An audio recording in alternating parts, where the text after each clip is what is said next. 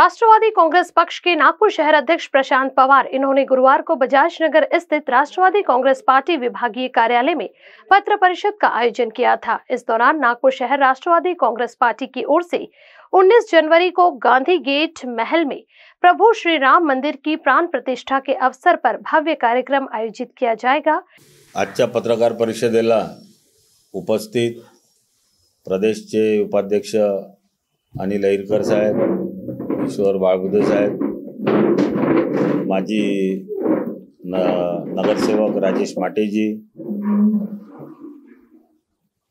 ढेंगरेजी आणि त्या विभागाचे अध्यक्ष रवी पराते आणि ज्याची ही संकल्पना आहे तो म्हणजे गौस मोमीन, त्याची ही संकल्पना होती आणि त्याच्या या संकल्पनेतून आम्ही सगळे राष्ट्रवादीचे पदाधिकाऱ्यांनी असा विचार केला की वा सगळेच जण करून राहिले तर मग आम्ही का बरं नाही करायचं।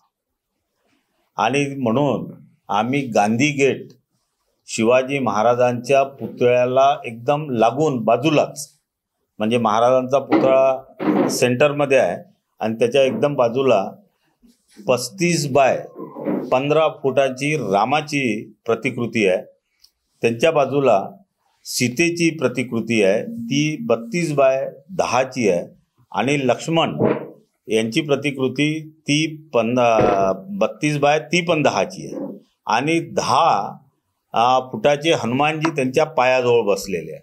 असा तो एकंदरीत तो देखावा पूर्ण तिथे आम्ही उद्या संध्याकाळी 5 वाजता करणार।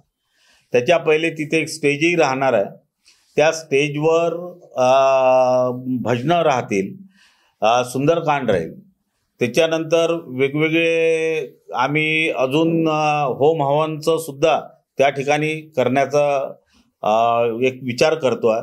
म्हणजे ह्या सगळ्या ॲक्टिव्हिटी 4 वाजता पासून सुरू होऊन जातील, 3 वाजेपासून सुरू होईल आणि भव्य दिव्य हा कार्यक्रम राहील। कारण की सगळ्या ठिकाणी 20, 21, 22 तारखेला कार्यक्रम आहेत, म्हणून 19 तारखेला आम्ही तसं तर रामाचं प्रतिष्ठापना वगैरे हे सगळं सुरू झालेलं आहे अयोध्येमध्ये, त्यामुळे आम्ही हे आता हे कार्यक्रम सुरू करून राहील। याच्यामध्ये माननीय प्रवीण दटकेजी येणार आहेत, ते त्या प्रमुख पाहुणे राहतील। माननीय राजेंद्र जैन साहेब प्रमुख पाहुणे राहतील।